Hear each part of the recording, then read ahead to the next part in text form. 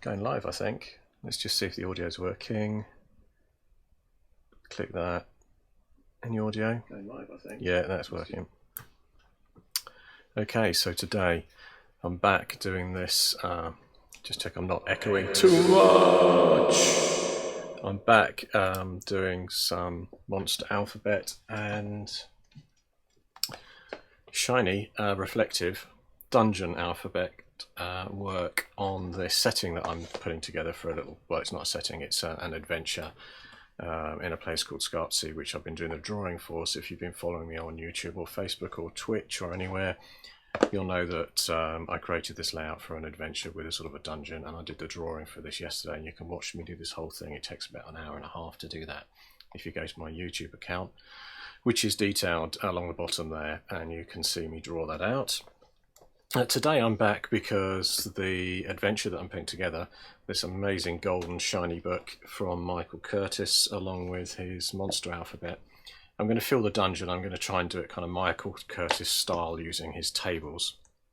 Both these books are from Goodman Games in the USA, but they are available in the UK. I think Amazon.co.uk has the Monster Alphabet and possibly this one in it as well, the Dungeon Alphabet. Both of mine I bought in the UK, so you can get these in Europe as well as over in America. And the two books themselves, I haven't done a review of them or anything, but they're fantastically full of brilliant artwork, and they enable you to system independently create a dungeon. And then the monster, well, this is the monster book, so this allows you to create all sorts of different monsters, like this table is about breath weapons. And then you flip over to the dungeon, and this will enable you to sort of fill out the rooms in the dungeon and give you hints on levels and structure of your dungeon as well. So I'm going to use those two and write up a bit of a dungeon, probably flip between rolling tables in there and then typing things up as well. So I'm probably going to do it for about a half hour to an hour probably. And additionally to that, I've got these boxes. If I don't cause a crash over here, I have some boxes of these clear plastic flat models from a company called Arknight.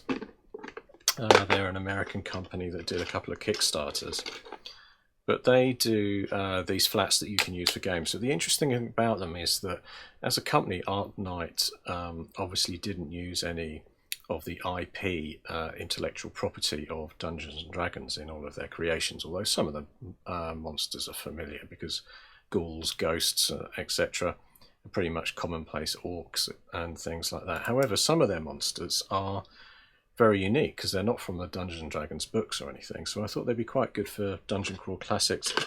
Not necessarily for using the flats, but definitely for just picking on one and saying, okay, what kind of monster is that going to be, and then doing the statistics for it. Oh, and obviously the other book to use for creating statistics for monsters is the main Dungeon Crawl Classics book itself, and in the back section where they've got the monsters, they give you tips on how to create different things. They've also got standard monsters in there that you can pick. So yeah, so I'll use all those things as I do it, and I'll use an editor as well. I've got over here this very small box is my computer that I'm going to be using. It's a Raspberry Pi computer. It's a single board computer, SBC, and I run Linux on there, and I can switch over to that with a click of a button, where I've got various applications up where I'm writing this adventure, which I've called, when I get to the top of it, it's called Beneath the Valley of the Ultranulls. And that's the drawing I did yesterday. So that's the same thing that I showed you that I sketched out with a pen on my desktop there. All I did was use my printer's scanner to scan it in. So in fact it's picked up the hex grid, which is a 2 centimeter grid, and it's popped that into my Google Doc. Well, I've pasted it into my Google Doc there as a ping image. I didn't really do any editing on it. I was going to, when I finished drawing this out yesterday, I was going to do things like put the 2-mile scale on it, put a north, south, east, west type star somewhere, but I'll leave those things for now. I'm not too worried about locking in the scale or anything yet, although I sort of thought that 2 miles per hex sort of worked, and these were The images I drew were kind of symbolic of Cliff's End being a village in this location. I didn't necessarily need that to inform me of the specific scale there. So as a village, it doesn't necessarily cover the whole 2-mile size of that square. And the same goes for the Obelix, which is the main dungeon, which I'm detailing out. So there we go, that's the overview. And as a document at the moment, I'm just working through it and filling it out as I go. So I've been bouncing between doing the sketching for just the map there, and then doing the introduction for the area. So let's just start to run through what I've got so far so you can see where I am. I don't know why I've written beneath the valley randomly there, but let me get the junk out of my way. And the book's ready to use, and the keyboard in front of me, and you can see me do some judge prep. So initially, region known as Scarpsea, several key locations including Cliff's End, which is a human village, and a narrow river called the Odd Pole that runs through it. So this narrow river is the Odd Pole, and the Odd Pole feeds into this big canyon style river with some falls at the head. They're called the Castus Falls. They run through, the river is called the Old Cass. We have a howling tower over here, which is populated by a wizard, and Coburn is a dwarven mine to the north here. So that's what I've been developing, and just randomly working title is Beneath the Valley of the Ultranals. And so far, in terms of background, essentially Dungeon Crawl Classics is about sort of throwing you into the frying pan really and getting stuck in as a game system. Dungeon Crawl Classics has that sort of spirit of the sort of 70s and 80s gaming, even though it's based on D&D 3 and 3.5. It has generally an old school feel to it. So the idea is to get straight into the danger without specifically mapping every single level to be precisely correct for monster encounters and things. So with that spirit in mind, the general setting and theory behind this is that there is a wizard in the Howling Tower that's come to investigate the Obelix. The Obelix has been there for thousands of years, if not millennia, and the whole mystery is, you know, this whole area is red sandstone kind of rock that's been eroded away, but there's a black obsidian cube sitting and disrupting the flow of the river in there. It has a single entranceway on the top, which is a set of stairs going down. And in terms of what the characters do, I haven't really put any hooks in there yet. I could put some hooks in, but I've got the name of the Cliff's End sort of seneschal leader there, and also they do some trading with Coburn up here. So in terms of how the players approach this, they could be 0 level,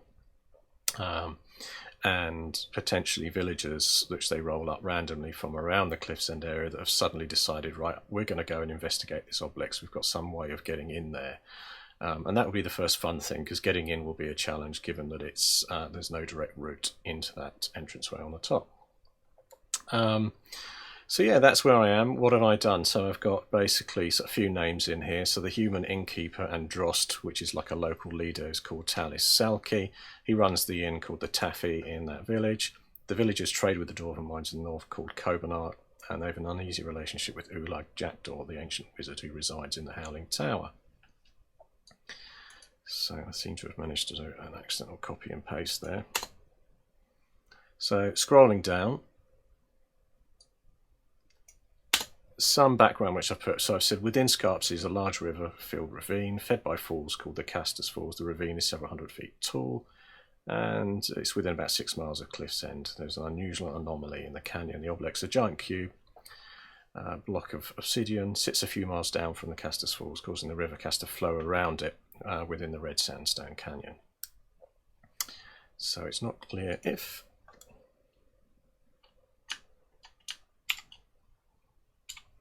the Obelix was there before the river eroded away the ravine, or slowly revealing mass Obelix, or if it arrived by some sort of magic. One thing I have said in terms of hooking in this black obsidian is that there's a small stone circle here as well, beside Cliff's End, and they're made of the same black rock as, so that's an ancient stone circle made of the same black rock as the Obelix. So there's a sort of hint that they've been around a long time, and there's also some old barrows there as well to the north, burial barrows for Cliff's End. Right.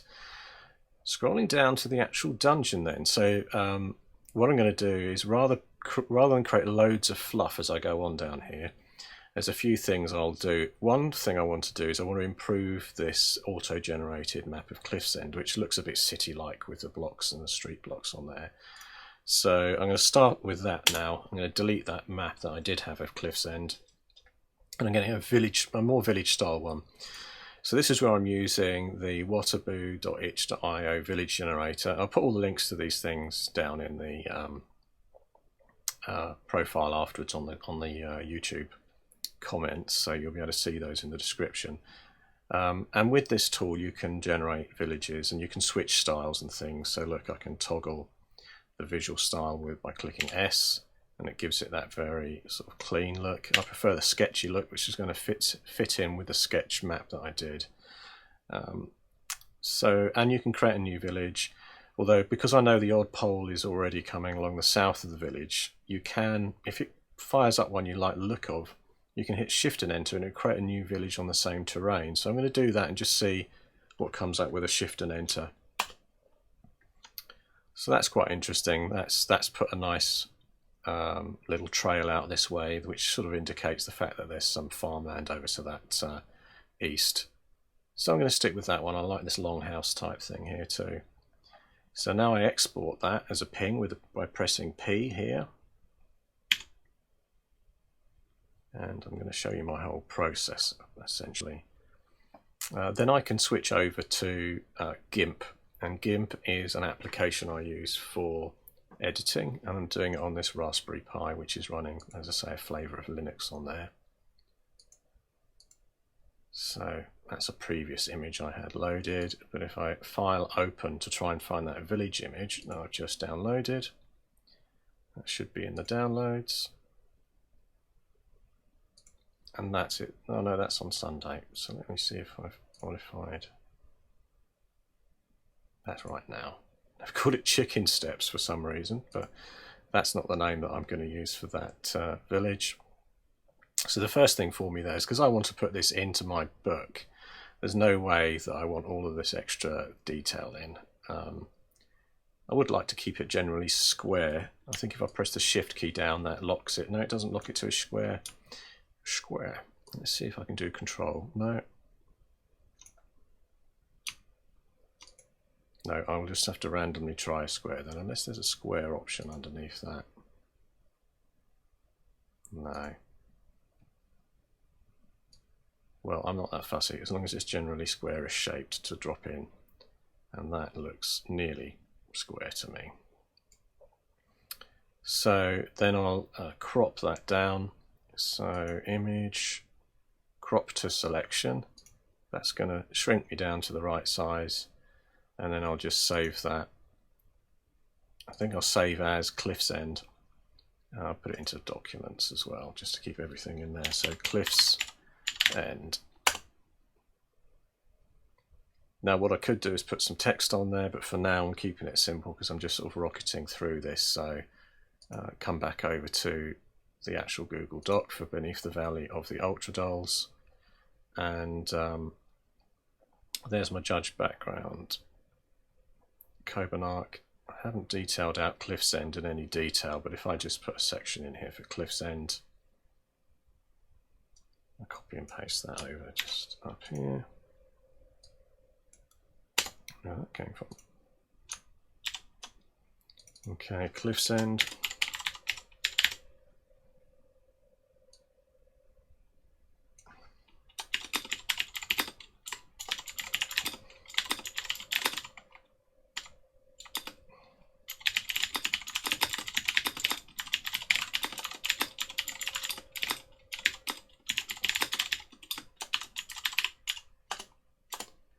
So now if I want to just put that image in that I've got set up into my Google Doc here, just upload from computer.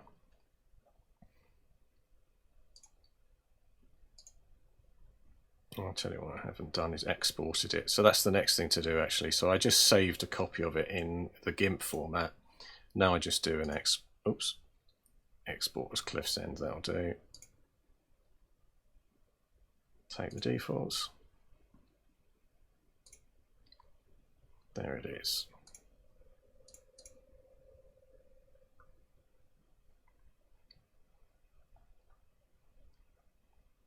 Now, one of the limitations of Google Docs, even though I'm just using it here to rough out the layout of this adventure, is that the images, you can't have figured numbers against the images, so they tend to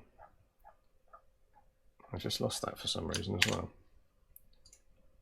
Yeah, you can't have figure numbers against them, because I would have liked to put a figure, you know, and then just right underneath there, Cliff's End, although there's no problem in obviously the fact that it's relative to the piece of text that I've got on the page, and this is just the rough out, the rough look. Oh, the village inn. So that could be the village inn, and again I could get to the next level of this where I start to put different icons and details on there. So that's the village just done again. There's the cross, the bridge over the river, Odd Pole. Oh, and of course I could put that on there as well and just say village and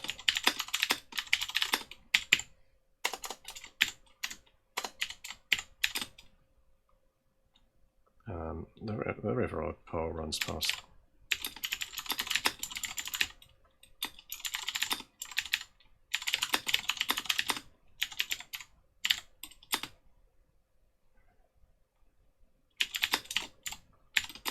Old Cass, which is the main river up there.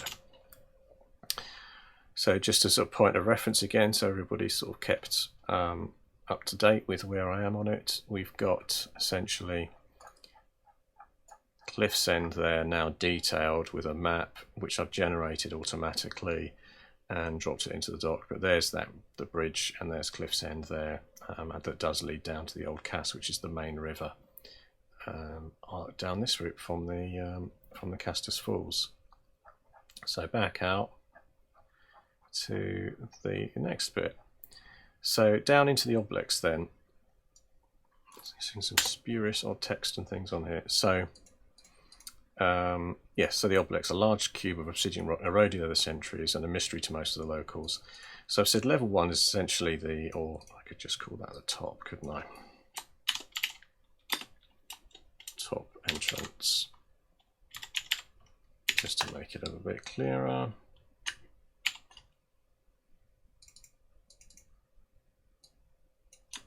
Does it take Control B? Yes, it does. So the top of the obelisk has a set of carved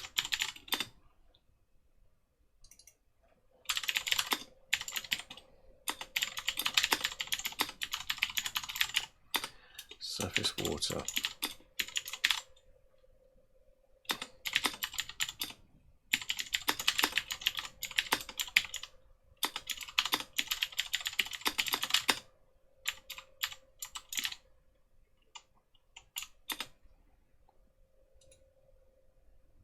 So I could say if the players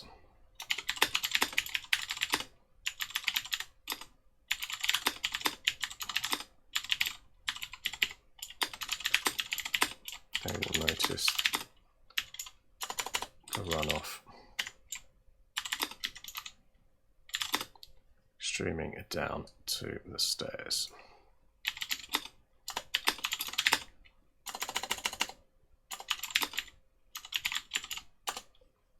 So that's the top of this obelisk, and so we've said options to get to the top and enter the obelisk include paper wings, which are created by Ulog Jackdaw the Wizard. These are gliders, which is made 5 of, although that could be varied later. I'll just say X of, which will enable the party to fly down. So if this was for a 0 level game of Dungeon Crawl Classics, this would be the first fun challenge, really. I think there'd be several different ways to get onto the top of this rock. And I'll show you what I mean by that, because I drew this out the other day. I'll switch back to a close-up of this on the GoPro.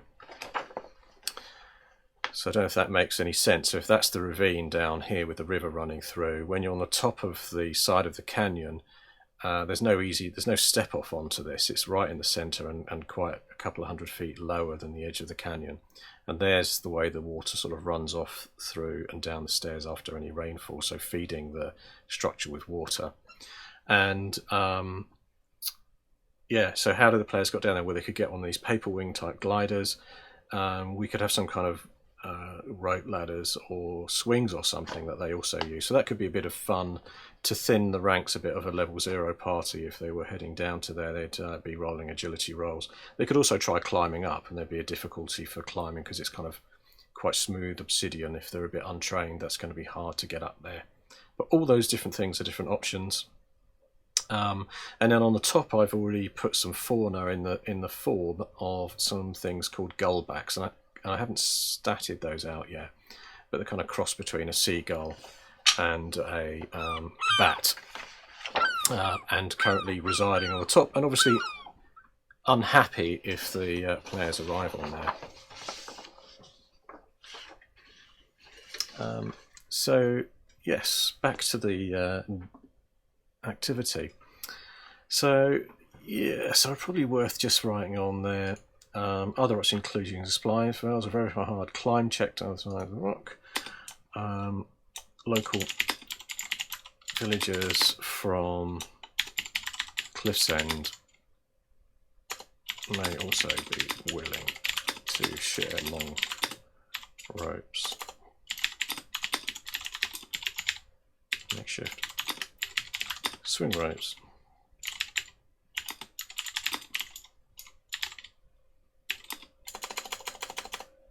Party members can swing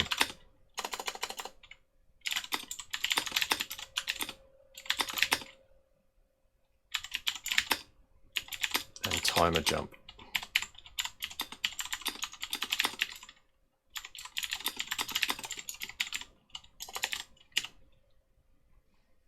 So they've said, on top of the obelisk, nesting gullbacks are angry with the arrival of the party and will attack. I will just say note that whilst most of these methods are dangerous, most of these messages, just go for that. No, most of these messages are dangerous and may require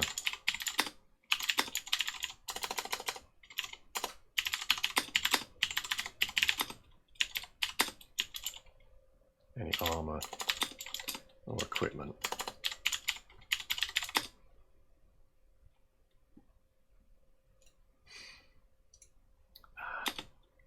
Before swinging or flying down.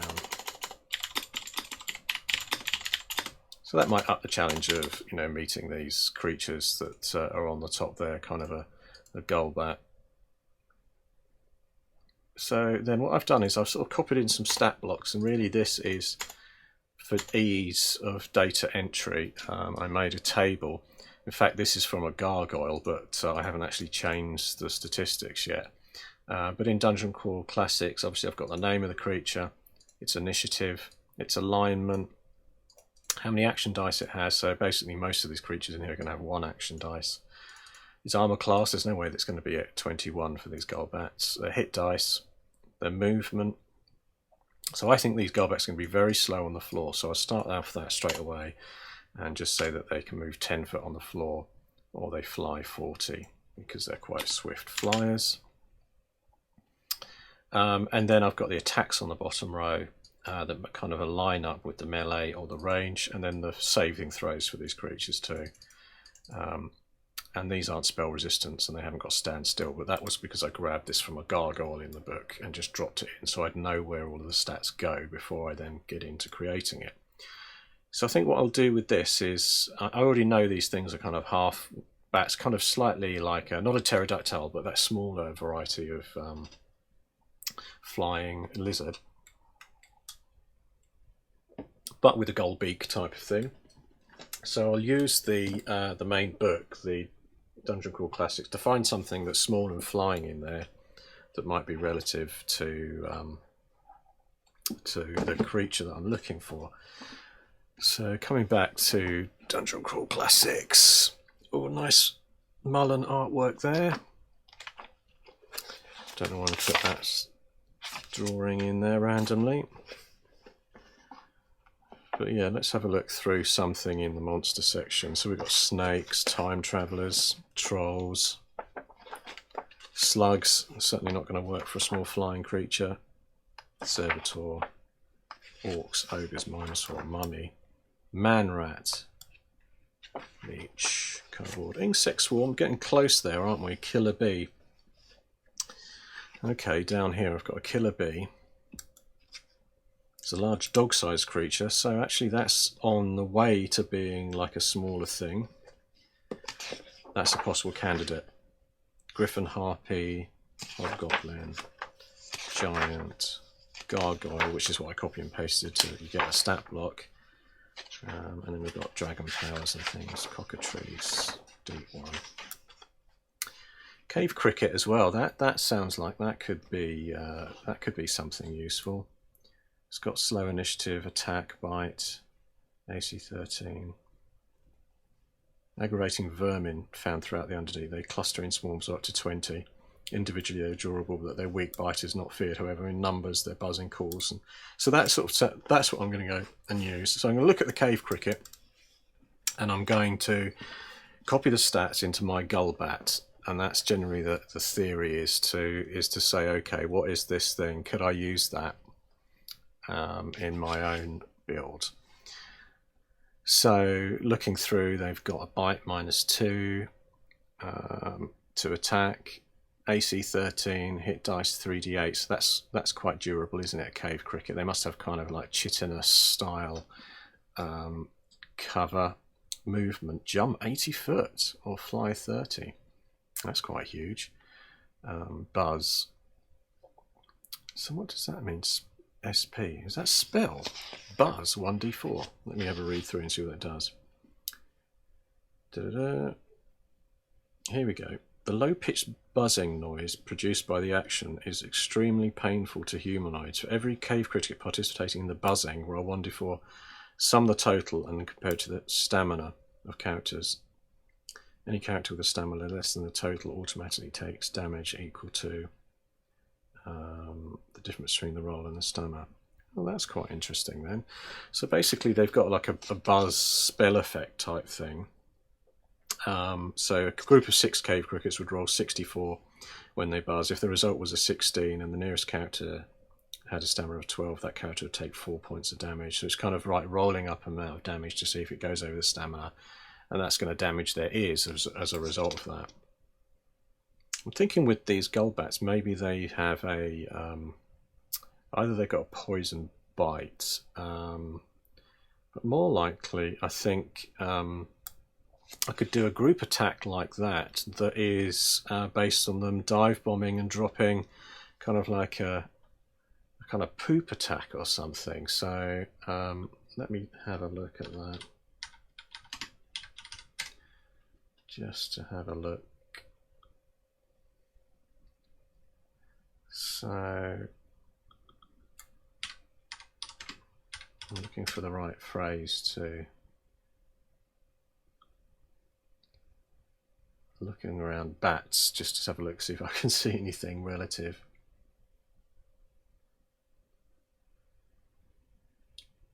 So yeah, maybe it would just be like a bird poop dive bomb, and the more of them there are, like these Cave Crickets, the more damage that they do. So let's have a look over and see how I can represent that, and also take a view on using that stat block there too.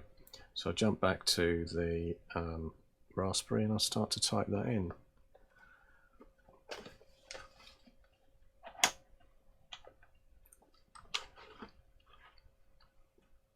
So we've got an initiative -1.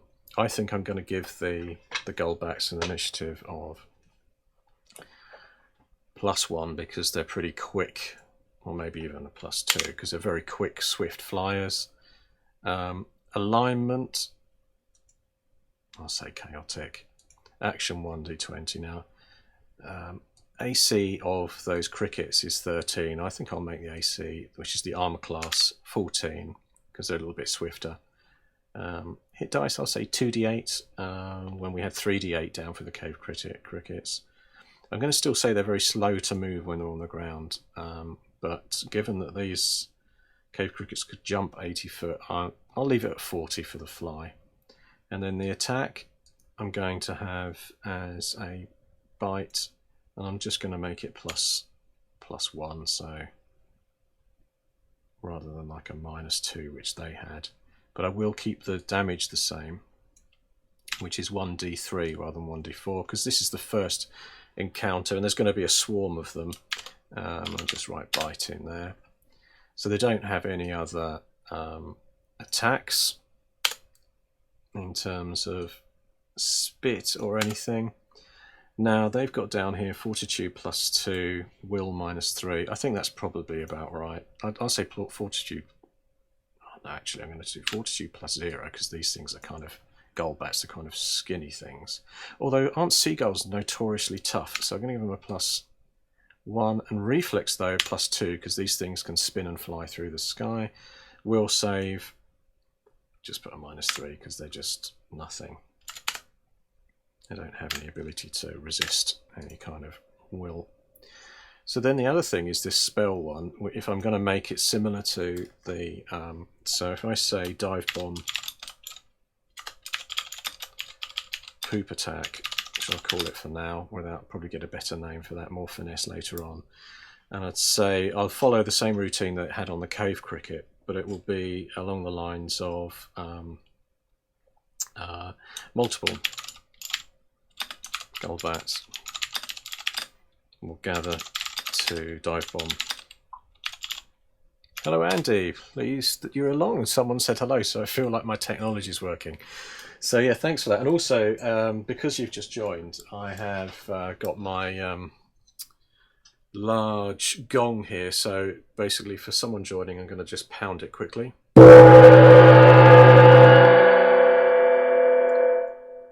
It's probably broken just about every speaker that anybody's got, or damaged your ears in the process. I'll do it one more time, slightly more gently.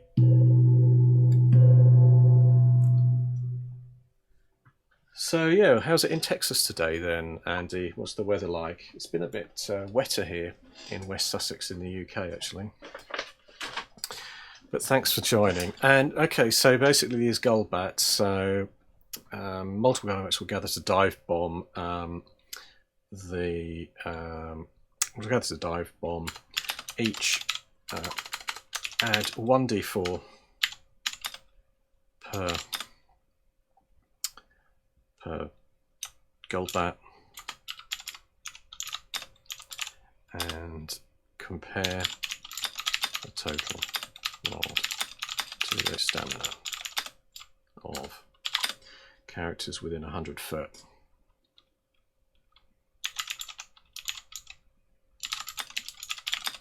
100 foot.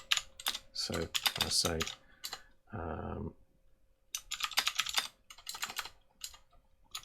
if the total is higher than players' stamina, they take the difference in damage.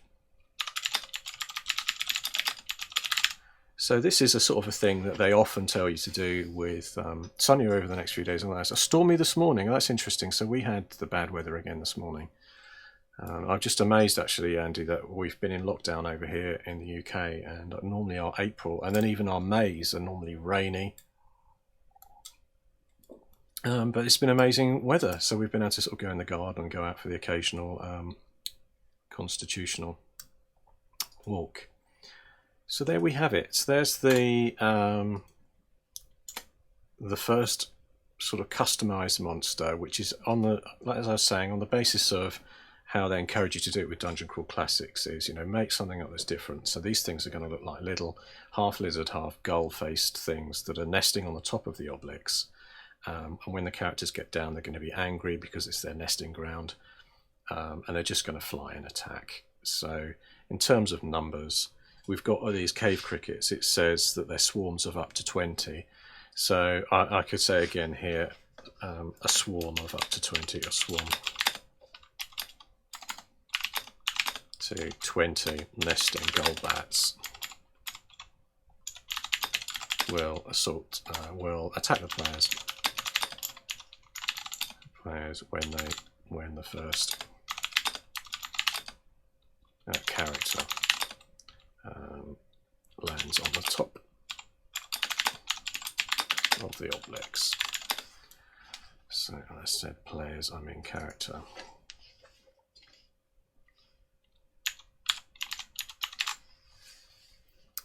Yeah, so glad you've got some sun. So Andy, how was your D&D game at the weekend? I don't think I got to ask you how that went, but any information you've got on that would be great. Did you kill any of your party? Where did I get the... oh, I just saw your note saying, where did I get the gong? That's was an Amazon purchase. It's from a British company. I think they're a British company. Gear for Music, they're called. But, I mean, all it is they've put their logo on the back of a piece of metal, which they've probably imported these from somewhere like China. And it's, what is it? 16 inches? I think it's a 16 inch or 18 maybe. Great for Dungeons and Dragons, gaming, bogging, or cleansing of the chakra, whatever that is. People did put that on the thing. So right, so there we have our first creatures. Let me go back, as I think I've just jumped down a page, which is the goldbacks on the surface of the obelix. I did ask actually. Oh no, killing of the party, but had 2 players drop below 0. Oh, that's good to see. It means you're staying tough on those players. Right, so goldback's done, and now we're into the dungeon. Now I have a map of the dungeon which I'm going to show, which I think I've pasted it in here somewhere. There it is. It was dumped wrong, totally in the wrong place. Yeah, that's not copied in very well at all. I'll just delete that out.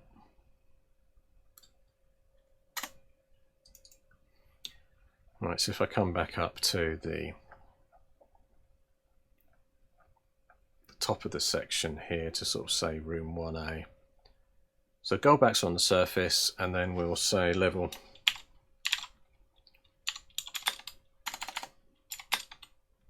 1 obelix.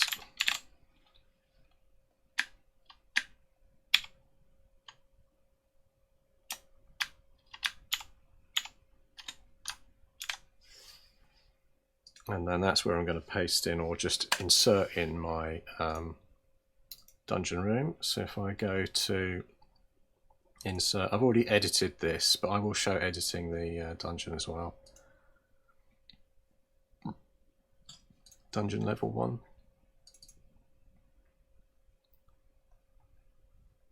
So this was generated in an auto dungeon, one-page dungeon generator, but I'm rolling with these, as in like generate it automatically. But what I did have to do is go over, because the auto generation system didn't put like keys on corridors and things. So I've done a 1A room, and I put C1 on there for the corridor and C2 and C3 for these corridors, just to make it a little bit easier, and 3A for this room down here. But these things, these numbered keys, were generated as well, and I've left them on just for flavour really. I mean, they're a bit repetitive. Look, a large chest in 6 with a skull-shaped key. 5, a skull-shaped key tucked under some debris. Whoa! So those sort of things aren't very, they're not very flavourful. I mean, they're okay. Like for example, down here, 1, it says a round door with 2 keyholes on the southern wall here. So straight away that's useful, because there's 2 skull keys, 1 in here, 1 in here, so that's going to potentially be a route through from 1 to room 2. And what I'm going to do now is start to detail these rooms out. I have started initially up here, and where's it gone? Oh no, they're underneath, sorry. So level 1 obelix, then I've got the picture. Again, say layout will come later, I'm just throwing it all in at the moment. So room 1A is where I sort of started before, just randomly, and I used Michael Curtis's book, which ended up being a crab in there. So there's a giant crab below the water surface. And also I used the dungeon book from Michael Curtis, and in the centre of the room features a large 7-foot tall statue of a bullhorn man featuring a curved tail. The silver is tarnished with a clue of some precious nature. Then I've said the plinth stone is a platform sat in a pool of water that looks 4 to 6 feet deep, which is where the crab's lurking. So I've just said monsters in here, a giant crab in the murky waters, and it's hungry. Right, so that's the room with the water, and it ties into the fact, as I said before, the obelix has got running water that sort of runs down here and runs off to these other areas, so 1A being somewhere where that water pools. I now need to do a giant crab. So let's see if I can find a relative creature. You know what? I couldn't see a giant crab. I couldn't see a giant crab in the book. I mean, say they've got centipede giant. That's quite close, isn't it? Giant beetle, that's what I'm going to use, because I can't see giant crab in the book. Although surely someone's done one at some point. I am going to do a giant crab.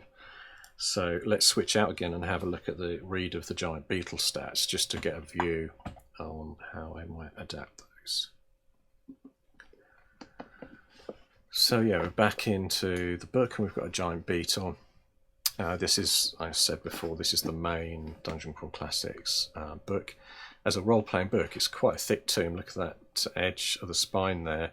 But it has everything you need in there to play, all the character classes, all the character creation, judges guide, and creatures, spells, every table you could possibly imagine. It's very nicely written. And it's rules light as well, so despite the size of it, it encourages just rolling with it really as a judge and trying to run the game in a way that just feels right rather than getting bogged down too much in the detail.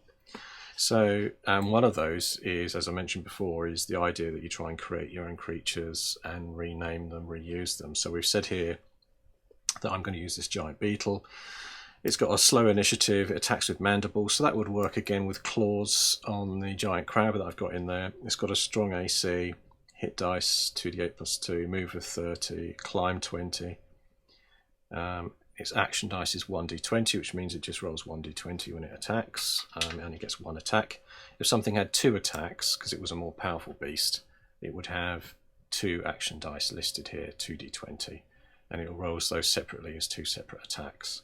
And again, you can design the creature so it could actually have, it could be a spitting beetle, couldn't it? So it could have 1d20 as a attack where it could choose between doing either like a spit attack or a mandible attack. Or if you're building a really powerful giant beetle, you might give it 2 attacks and it can choose whether it could like do a bite with a mandible or then spit at the same time. But I'm going to leave it at this level, as in just give it 1 action dice. And then its special here varies, and then its saves are listed here, which are pretty standard, alignment, neutral. In fact, that's probably what I'll do with those Golbats as well, call them alignment. No, maybe even as chaotic. Slightly chaotic because they've been hung around the obelisk for long enough to absorb the chaos. But yes, alignment neutral because it's generally a beast. When something is a beast, it's obviously sometimes a bit more neutrally based. So what they've got in here that makes their beetles interesting is that you roll on a table to give it a specific effect. So you can have a spitting one, as I mentioned, which gets a spit attack at +3, which is the same as the mandible at +3. You can have a flying one, spiny further down here, and an armoured one. I'm just going to make the crab like an armoured beetle, so it's going to be a tough nut to crack. And they've got down here that the carapace takes its armour up to 20 as an armour class 20 rather than armour class 15, which is listed here. I'm going to go somewhere in between. I'm going to make the crab armour class 18. And now I'll go and fill that out on the other screen. So let me get my keyboard and switch back to the Raspberry. So giant crab. So the beetle had an initiative of -2. I'm going to say that it's the same for this because the giant crab is sort of big, clumsy underwater.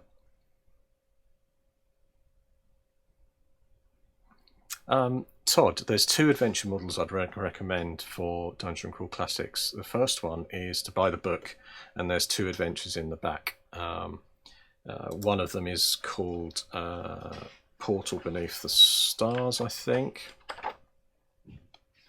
And yeah, there's a whole map and everything in there for that. So I'll just sort of flip over it briefly so you can see that. Yeah, Portal Under the Stars. I always call it Beneath for some reason, but that's a level 0 to level 1, and it's got a really nice map. Won't spoil that for anybody. It's got various monsters and things in it. It's a nice quick game you could get done in one night. And then they have another second adventure in there as well. The other option, that has a map too. The other option you've got is if you wanted it, there's a fantastic adventure. And that's called Sailors on the Starless Sea. So if I show you that here, so this is a special edition of it because it's become a popular canon module to run. It's for level 0 games again, and this is like a special edition. They also do it in a very slim format as well, or you can get the PDF. But it has a nice map in there and some other detailed maps. I won't open it up anymore because it's a nice adventure. I don't want to spoil it. And this is known throughout the sort of land of DCC players. You'll find everybody would go, oh yeah, you should give Sailors of the Starless Sea a try. So it's a really nicely written adventure as a starter module. No, that's all right, Todd. I'm happy to jump off topic. So the giant beetle, back to the Raspberry, and as I was saying, I was going to be slow. I was going to make it neutral, but I started to think that everything in this Obelix might be slightly chaotic because of some corruption to do with the fact it may have been an old temple, which I'm sort of developing an idea on. I'm going to give it the 1 attack, and then armor class. I think I said I'd give it an 18, so it's got a hard carapace. I'm going to copy the beetle, which was a hit dice of 2d8 plus 2, and then I'm going to give the move.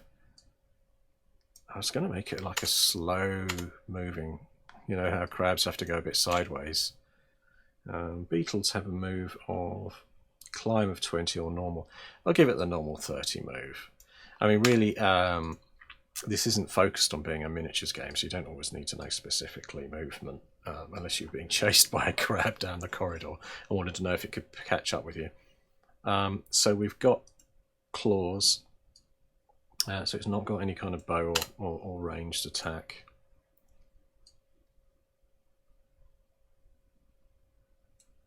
And so obviously what I might do is give it some sort of hiding. I wonder if anything else in here has like a hide option that's like stealthy. Let's have a look at some of the human things in the book actually. I'm over on zombies now. Bandit. Assassin. What kind of hide have they got?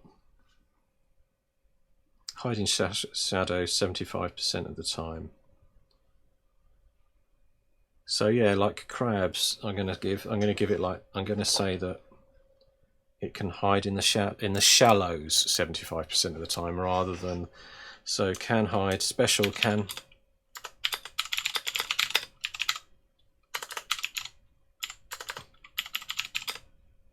75% of the time.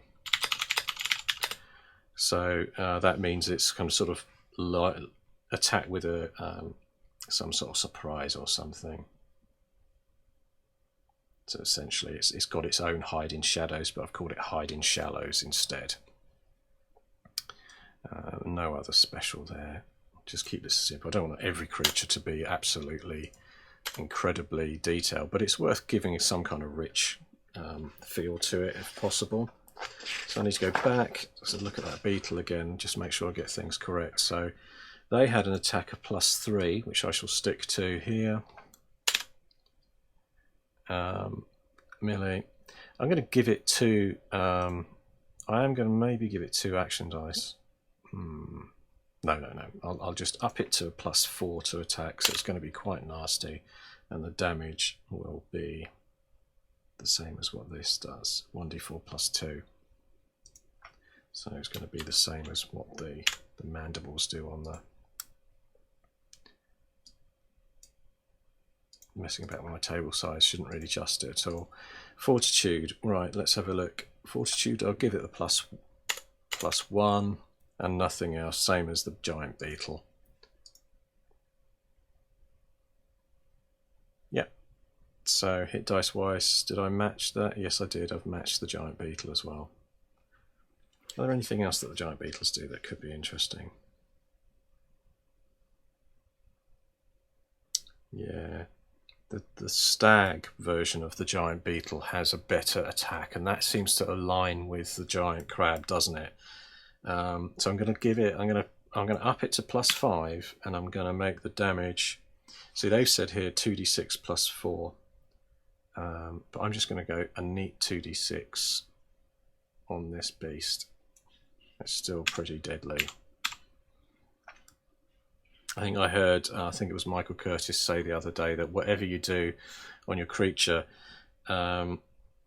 increase it, because one of the things with Dungeon Crawl Classics is that it's a game where you can get very powerful wizards and characters that can do a lot of damage, because the warrior class has a special Mighty Deed move which can dish out more damage, criticals can pile in more damage, and spellcasters can sort of burn down their stats to boost their spells too.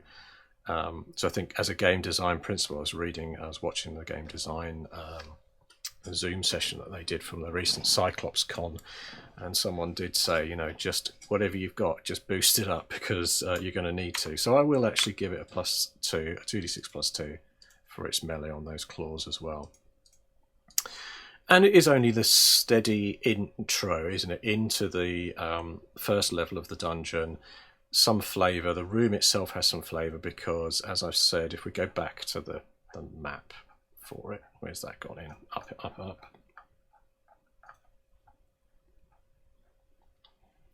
Swung past the map and then I swung back down again. So yeah, so as they've come into the entranceway, the first room being 1A up here, there's a demon idol statue that's 7 foot tall, made of corroded sort of silver, or tarnished silver even, doesn't corrode, and the crab's somewhere lurking under that water. So that's their first encounter, potentially, if they go in that direction. And I've now done the monster crab stats, so I've matched that to the beetle. I could describe it a little bit, couldn't I? Rather than just say that a giant crab is in the murky waters. And we'll attempt to hide in shallows with a 75% chance to remain hidden. Same as the assassin.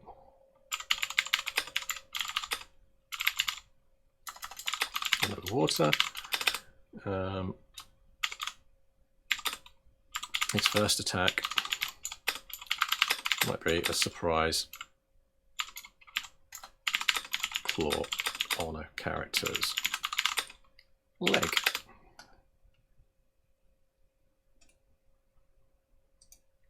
So again, this is roughing it out. I'm not finishing this in one hit here. I'm just filling in the picture as I go.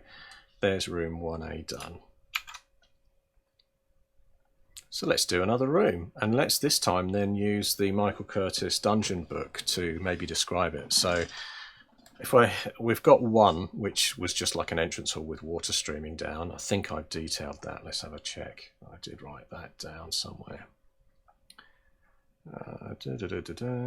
Massive white space. Why have I got a massive white space on about 6 pages?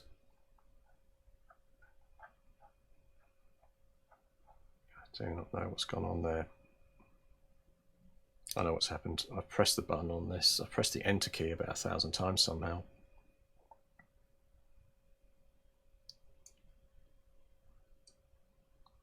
Quick fix required.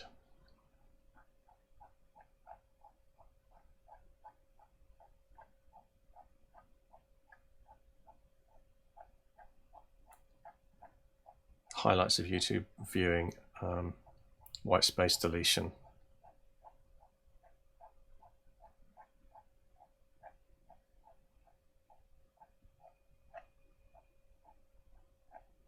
I'm going to be careful that you don't delete everything. That would be nasty.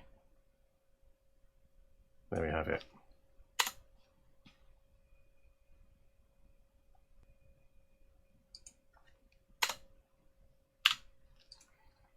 No, I didn't delete. I didn't put any mention of the entrance hall, so I will just do that above there.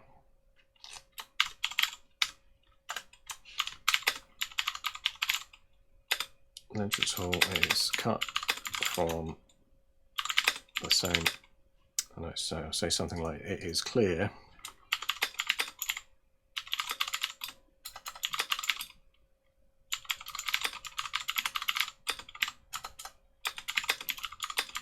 on the same obsidian. Can't spell. As the outer walls of the obelisk. when they reach the bottom.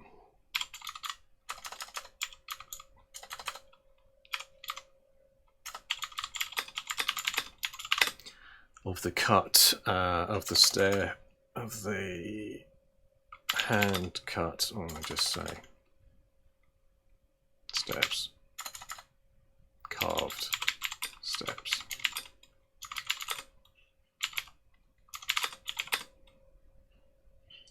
Into an entrance hall. Just say, this is mostly empty, this is empty. But now I'm going to dive over to the Michael Curtis book. I'm going to maybe roll on what the room looks like just to get a feel, because I don't want this whole dungeon to be like a dark, dingy place. I'm getting the feeling that it might have been a temple before it was kind of either transported here through the realms or planted here somehow. So let's see what the Michael Curtis book Bible tells me if I switch out. So this time try not to press enter on my keyboard multiple times, which ended up with big spaces in the book. So jumping over to this time the dungeon alphabet. So this is like a handy way of making stuff up. Obviously I like to consider myself an experienced DM, having dungeon. Oh, that's nice, like a whole sort of two-page thing there on different unusual adventuring bands and things.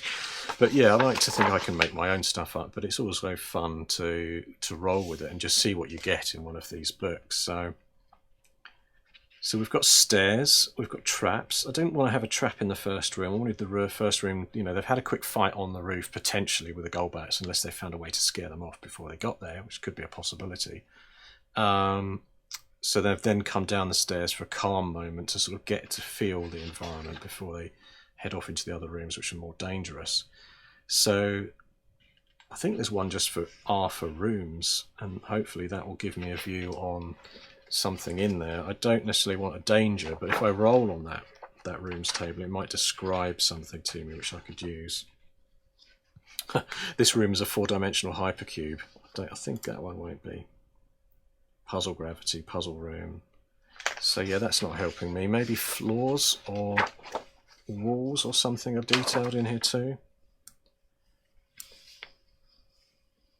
Fungi, gold, guardians, hazards, inscriptions, jewels, levers, magic, maps.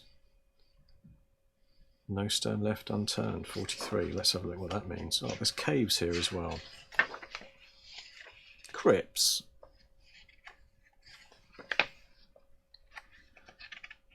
Echoes is quite interesting.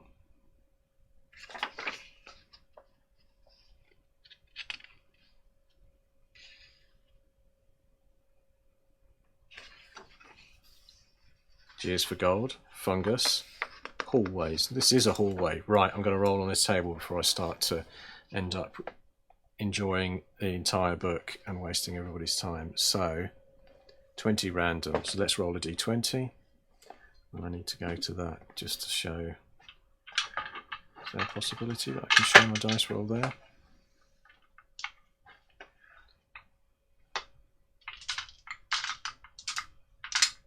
Here it goes. Rolling a d20. So I've got a 19. And on the table, a 19 is Nietzsche's line the hallway, each holding the dusty bust of some long forgotten individual who stares blindly ahead. I mean, that's a nice simple thing, isn't it? I will go with that.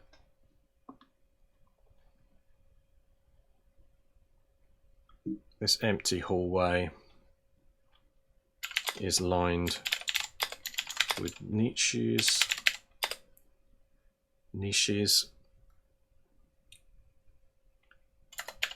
each holding the bust of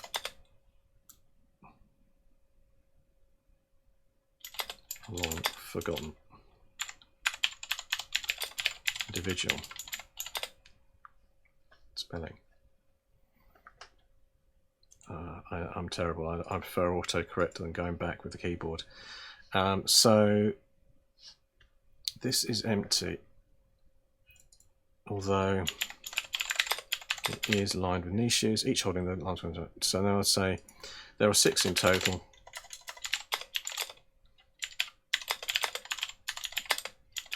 and each bust features the head of a different beast, including a crab head, a fox, a cat, a dog,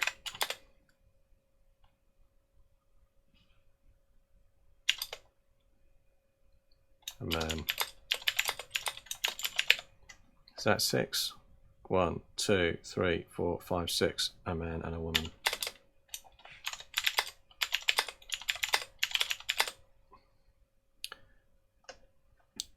Each human-like bust features the head of a different beast, including a crab head. I don't need to write crab head, I'll just write crab.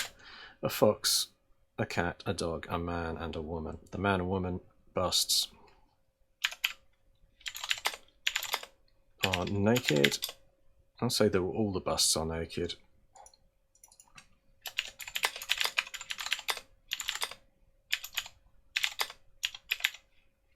The man and woman have ceremonial headgear. Priestly. Maybe I could say perhaps priestly style.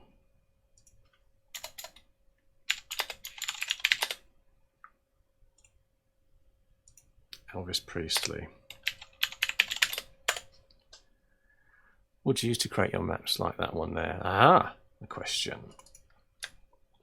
So the map which I've used, which is for this level, was created with one-page dungeon.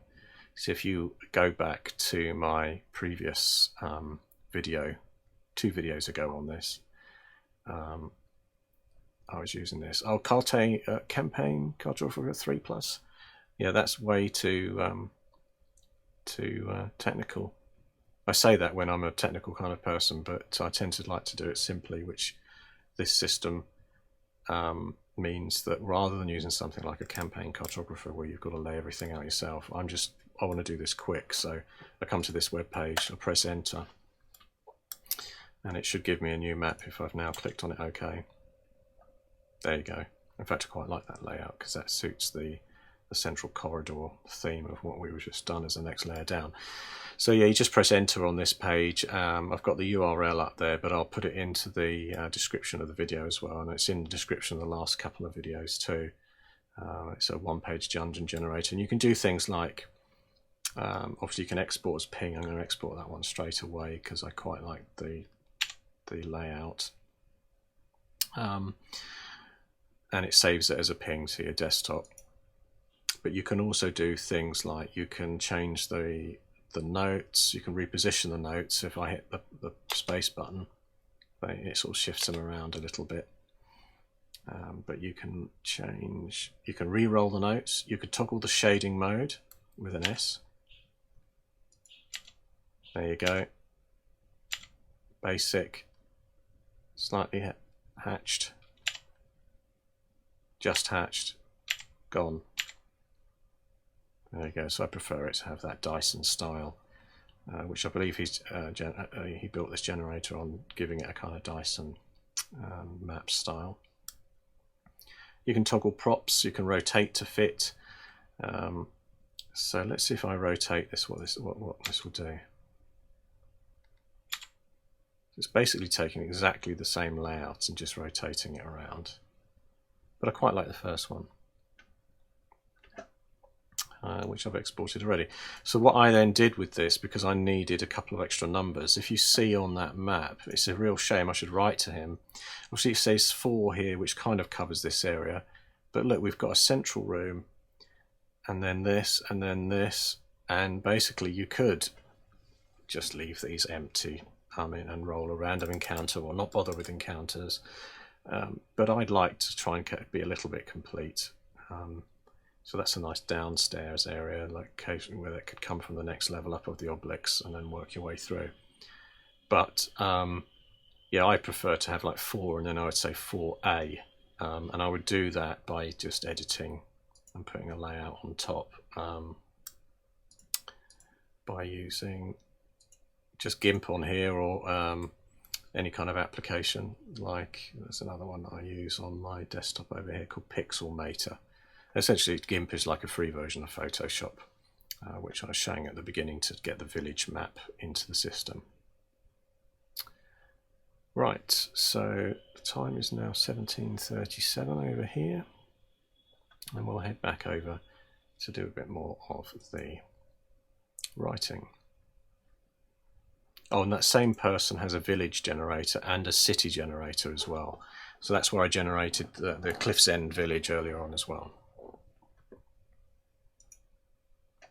Yep, so far I've done the crab, and I've just listed out what's in number 1.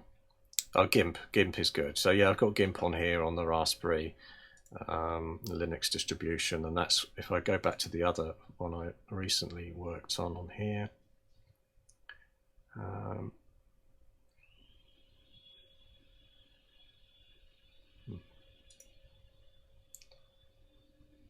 Dungeon level 1, there it is.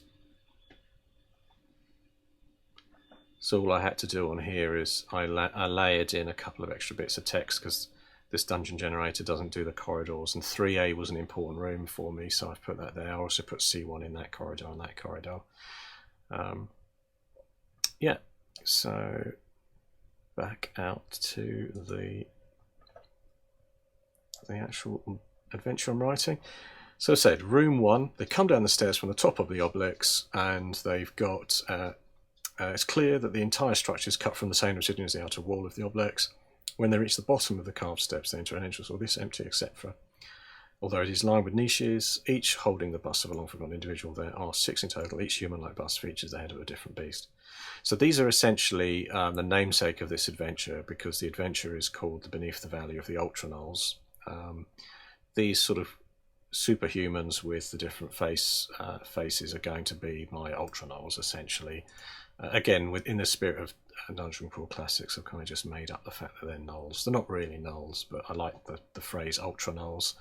So later on in the adventure, they may encounter some of these people, and I've got some ideas as I work down the dungeon for that. So room 1A, we've got the pool room with the giant crab. There is a trap in there. The stone plinth is sat in the water where the... so I should write, I've got traps here as well. So basically, in the same room as a giant crab, there's a stone plinth with that statue detailed. So a 7-foot tall statue of a bullhorn man featuring a curved tail, silver is tarnished. So there's one other detail I was going to say about that, which is the statue appears to be pointing down at its feet, where a plaque can be seen on the surface.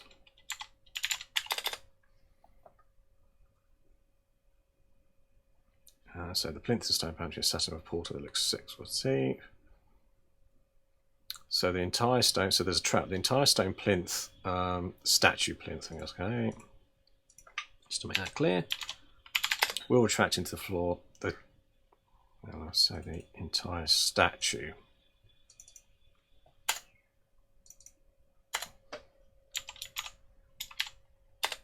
will retract into the floor, protecting the silver statue. The trap will trigger if any intent.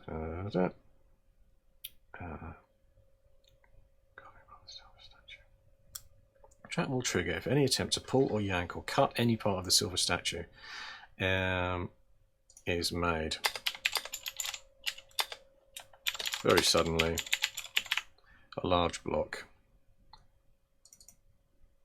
will fall onto the full stone plinth, whilst simultaneously, or just say whilst the statue will sink rapidly.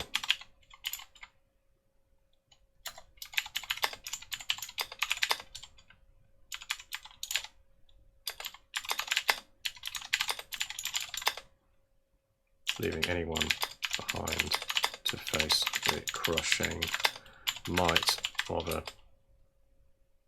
massive block of orb.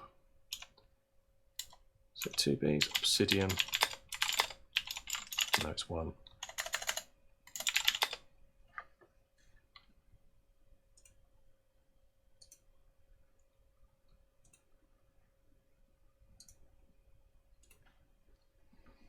Statue.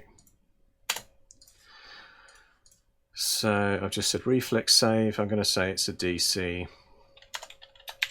like a DC 14, and damage.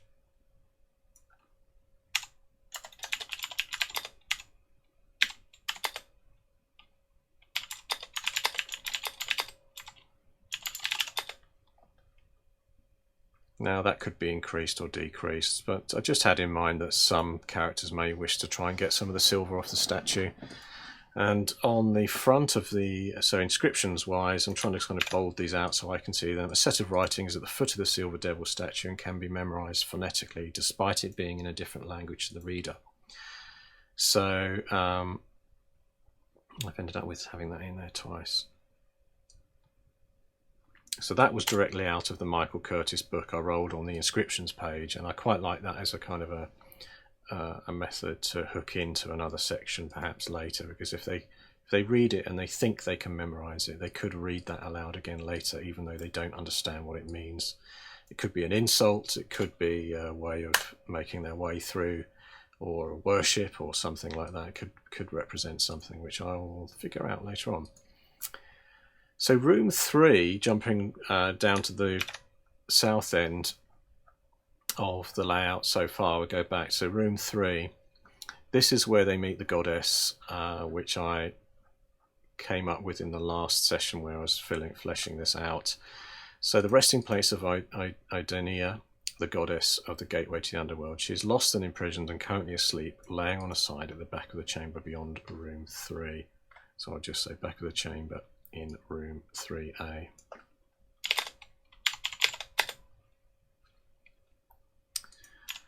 So I haven't done her stats or anything yet, so this is going to be interesting.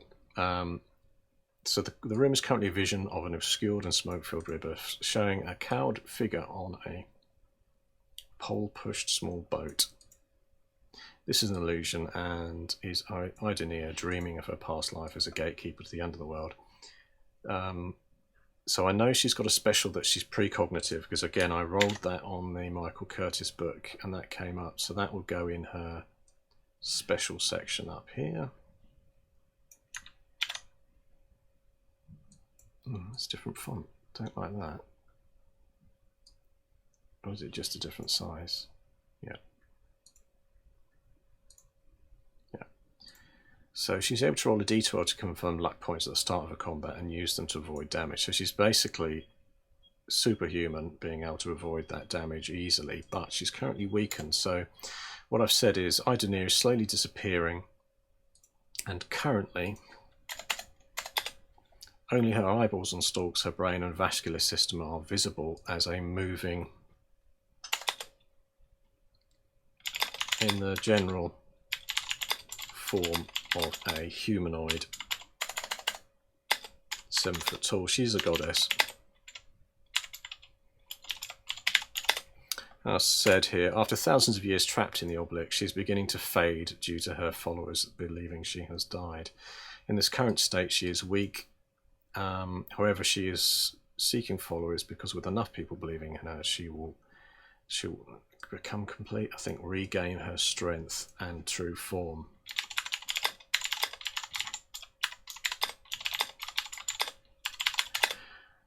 So options here really is, I mean, maybe I could just say plot options. I'll just write that in just for now, even though it's a bit obvious what I'm doing, just so that I know where I am. So Idenia may offer to be a patron or deity even for one or more of the players.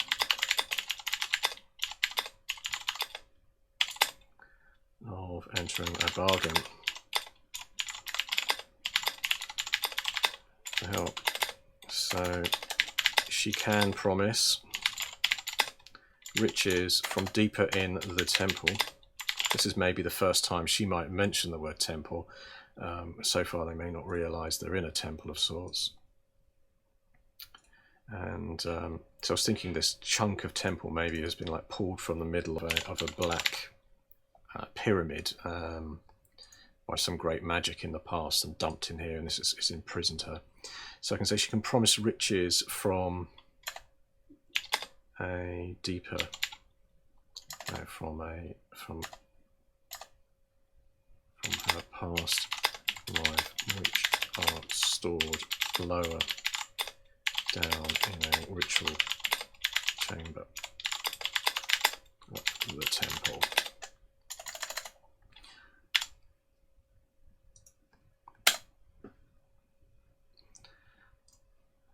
So also, alternatively, we could put something in the room to represent the fact that there could be something they want to steal off her now. Some sort of magic item in the room that they might want to use that she's got. Yeah, let's see about that. So I'll put a reminder just to note possible magic item.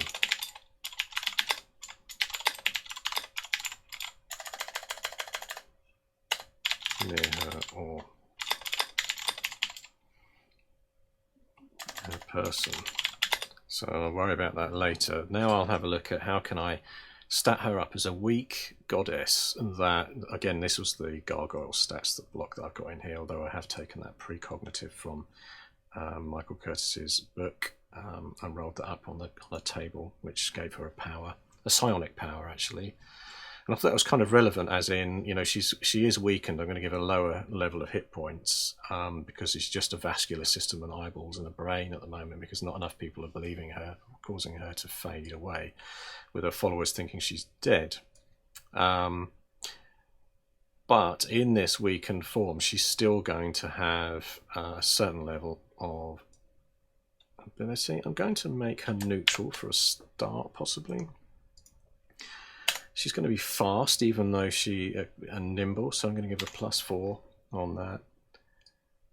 Again, because she's fast and swift, she may not be a strong fighter, but she's going to be difficult to hit. Let's give her 18 for now. And I'm going to give her two actions. So I'll just put D20 times 2 for now. And hit dice. So let's look at some possible monsters again in the main Dungeon Crawl Classics book to see if there's anything relevant for that.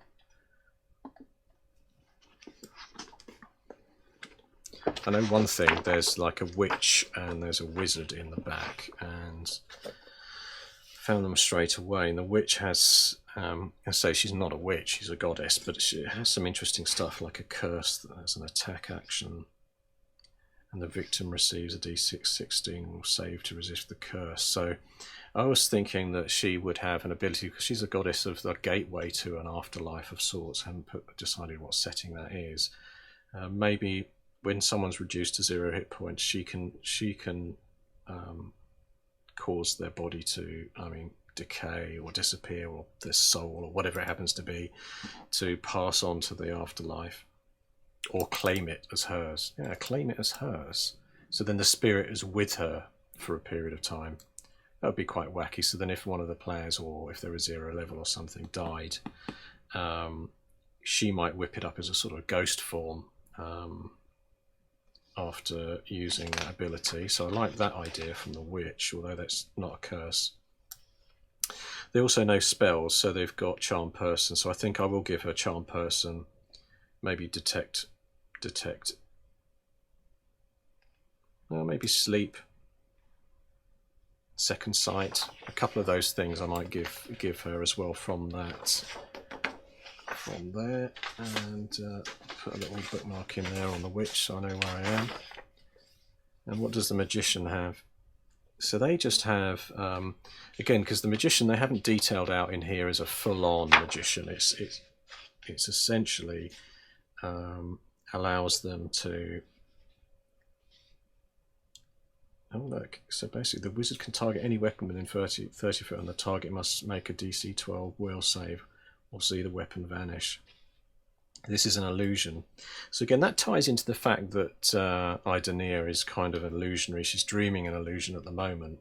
So maybe she can do some trickery like that as well. In addition, up to 3 times a day a magician can throw a harmful spell that causes 2d4 damage to any target within 30 foot. So if this is a level 0 game, having her along, if they can befriend Idania as a goddess in her weakened form, she could throw around a few spells that do 2d4 damage as well, would be quite good. So I'll pull that from the wizard. And then it's really looking for her stats, but because she's weak, Time Traveller, now that might be relevant for her because she might be from another period. Laser Sword. Trolls, they get they can rejuvenate, can't they? Vulnerable to fire. Let's read about a troll. Or Troll Lord. Can't see that kind of rejuvenation. That's kind of what she's got as a god.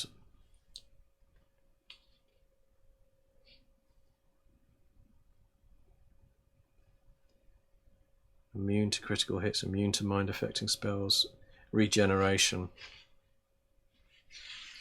So that's probably featured somewhere else how that regeneration works, is it?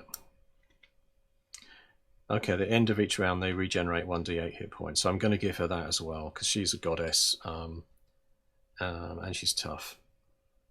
So far I've got a little shopping list of things that have made up Idania as a goddess. So, but I'll go and write those in now before I forget them. So if I switch back to the Raspberry Pi, I'll start to write those in as a kind of a shopping list of things that described her powers. So regeneration for a start. So say at the start of every round,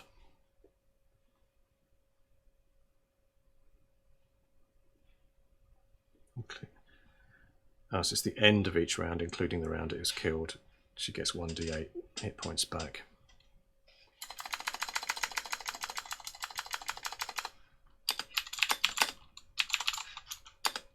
Round Idania will 1d8 hit points even on the turn sheet. Turn, or is it round?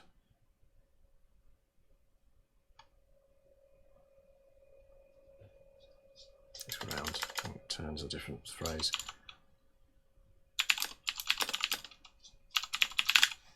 So that's one thing that makes her tougher. Then I was going to go and get that bit off the wizard to give her some damage output as a goddess. So, although I think basically this will be goddess weakened form. When she gets her true form back, if she gets enough followers, she'll be a lot more powerful than this. This is her kind of a weakened wizarding ability. So I'll give her that prestidigitation. I can't even say that. Prestidigitation. To cause enemies' weapons to disappear. That's really bad that I can't pronounce that. Prestidigitation. Prestidigitation. Prestidigitation. I must have a problem with that. So prestidigitation.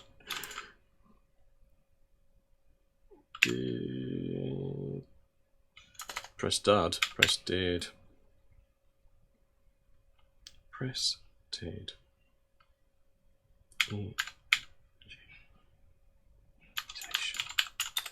I promise there's other people that have issues pronouncing that. She can use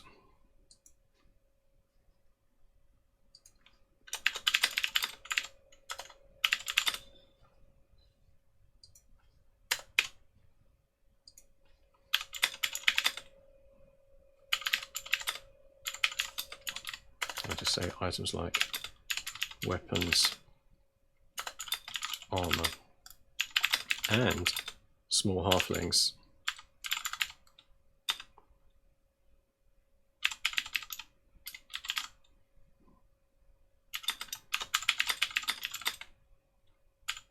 this is an illusion, and the target must make a DC 12 will save or the item or halfling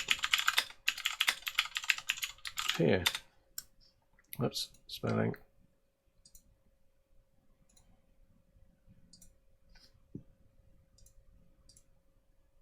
Oh, thanks, Andy.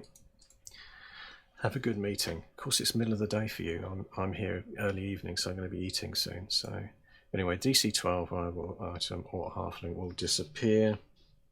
Let's just say vanish. This is an illusion that fades after 1d6 plus 1 rounds. Autocorrect.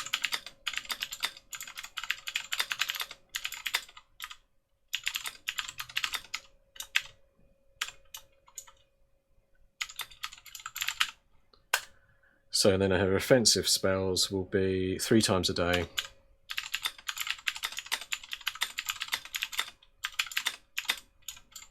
Bolt of blue fire from her eyes.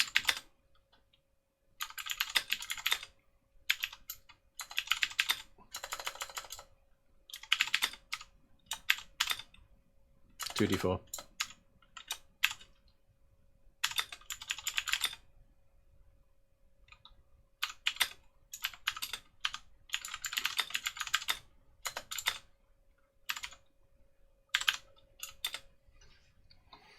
So that's her slight offensive spell. I'll obviously give her an attack as well.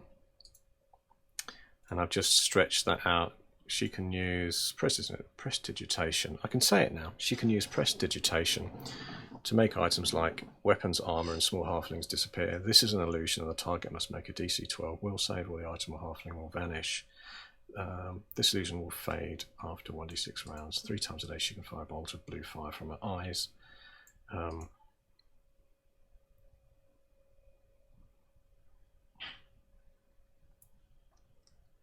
Of course, 2d4. So that keeps it nice and simple. She's weakened at the moment. And her witch ability, which I was just going to give her, will be when a monster or character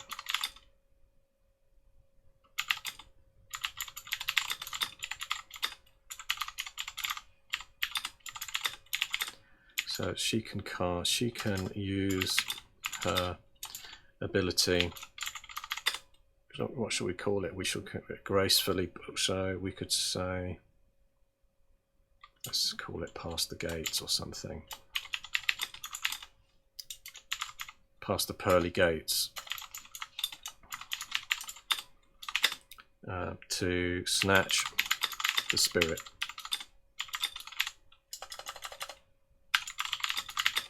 Before they die. So basically it could be someone that's reduced to 0 hits, that's not completely dead, because characters get an extra round per level. Sorry.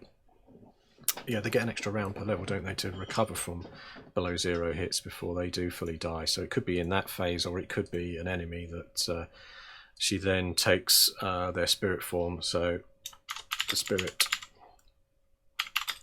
form of the dead target will join and follow her.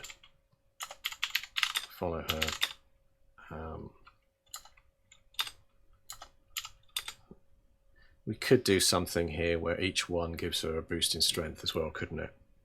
Like she can use them for an extra attack. So for now I'll keep it nice and simple. I'll say these spirits can be consumed with a howl and turned into additional bolts of blue fire. Now, of course, the other more in-depth part of that is that as a goddess, when she's in, so as I say, we'll follow her like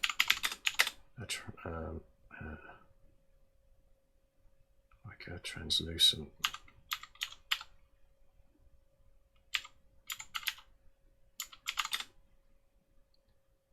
witch light.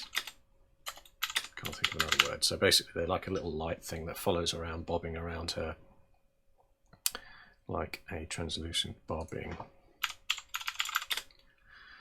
These spirits can be consumed with a hound tender and additional bolts of blue fire. So basically the whole concept of that is that normally she is the goddess of the gateway to the underworld, so she would normally do that to help people pass through to the gates, what have you. And then I was just going to give her some spells. So basically spells,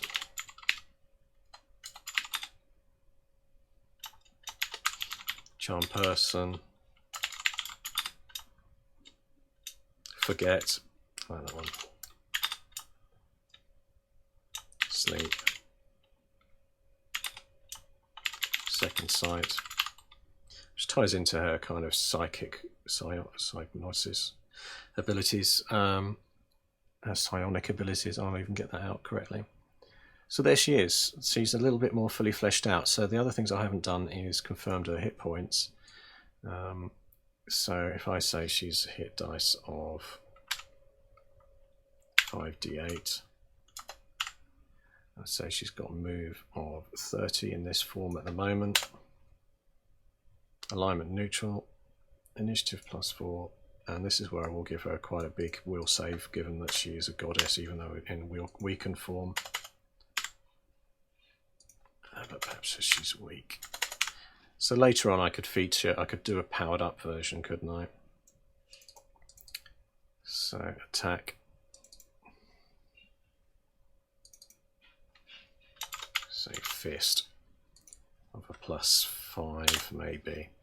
And it's only going to do, well, it's going to do 1d6. It's a firm punch from a goddess, even though she's in a weakened state. And then she's otherwise got her magic.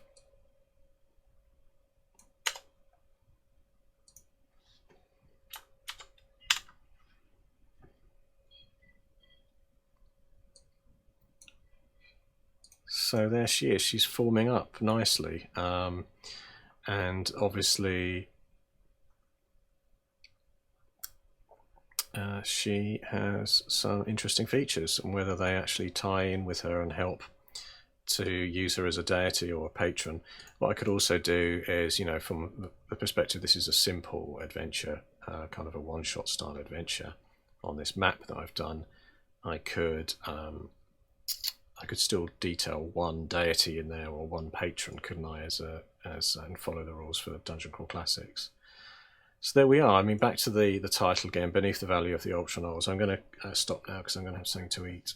And there's the map again, which I drew out earlier. And this is what the dungeon is, the obelisk that we're detailing out now. I'm going to do about 3 levels, I think, in there. Don't want any more than 3 levels because that'd be too many rooms. Maybe just 2 levels because there's so many rooms in there. When I use the one-page dungeon generator, it creates quite a wealth of rooms. So I could just say there's 2 levels from the stairs, so that the first level is various encounters and her meeting Idonea, the goddess, and then the next level would be the one where they meet her old followers that obviously at the moment are going to be unhappy, and maybe they're imprisoned, or maybe they want to fight or need to be subdued some way or another. Yep, so it's coming on, just filling in this adventure as I go. I'm glad I've got those stats in there for the gull bat. I'm glad I sort of pulled out those stats as well for the crab, the king crab I've got in there. The giant crab below the water surface. I gave him that ability which was similar to what an assassin or a thief would get with that 75% of staying hidden. But I changed it from hidden in the shadows to hidden in the shallows. 75% to remain hidden while he's under the water. And there's a trap in there. And then the goddess in her room as well, with that scene of her currently asleep, but showing an illusionary vision of a kind of a river Styx with a cowled figure on a small pole-driven boat. Yeah, that's down here in the detail. So far, plot options may offer to help to be a patron or a deity. Right, so back up to the tabletop, and I'll finish up where I am now. So just as a reminder, what I'm doing here, I'm using monsters that are pre-existing in the Dungeon Crawl Classics main book, and I'm just using the flavour, keyboard's collapsing, using the flavour and taking different abilities that seem to match the characters, like the goddess I had in the book, in my adventure that I'm knocking together, and also diving into these books. And obviously what I needed to do was move on from Idonir onto the next rooms to start to detail out some other monsters randomly, and some room details